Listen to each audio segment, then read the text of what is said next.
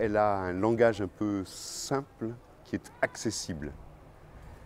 Une des images, je me souviens, qui leur parle bien, c'est de se dire que bien souvent, ils se sentent trop loin de Dieu, donc gravir la montagne ou les marches, ça leur semble énormément compliqué et peut-être qu'ils n'en sont pas dignes.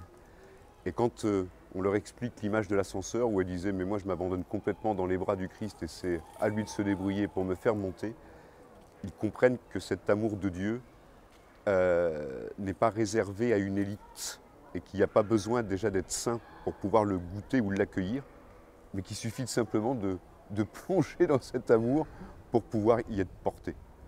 Et donc son message, et je le simplifie bien évidemment, mais rien que ça fait que ce n'est pas une héroïne, mais qu'elle devient accessible.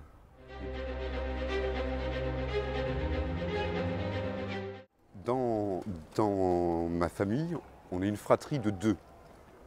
Chez nous, les deux ont mal tourné, puisque moi je suis missionnaire spiritain et ma sœur est carmélite. Et j'ai une tante qui est aussi carmélite. Donc la petite Thérèse, elle a toujours eu une place, même si on n'en parlait pas continuellement. Mais peut-être parce que dans la famille, on cherchait aussi ce qui était à notre portée pour goûter l'amour de Dieu. Et que justement, cette petite Thérèse, nous permettait de le comprendre beaucoup plus simplement que le grand langage théologique, quoi.